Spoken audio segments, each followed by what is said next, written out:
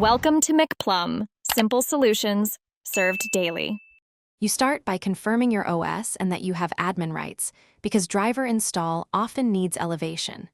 Next, plug the Bluetooth dongle directly into a USB 2, 0 or 3, 0 port. Avoid unpowered hubs for stable connection.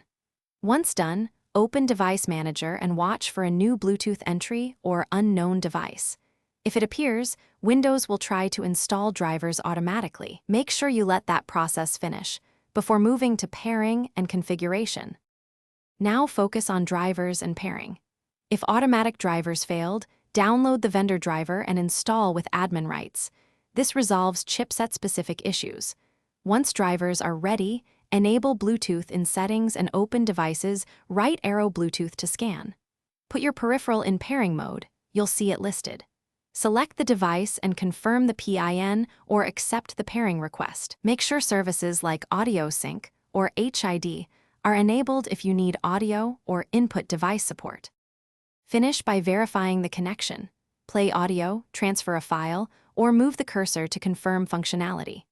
Then configure preferences. Set the Bluetooth device as default audio in sound settings or ensure HID drivers are active for keyboards.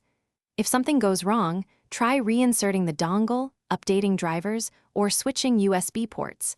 Compatibility and power are common culprits. One key troubleshooting tip. Check Device Manager for yellow warnings and use uninstall right arrow reinstall of the driver, then reboot to force a clean driver load. Thanks for watching. Stay juicy and subscribe.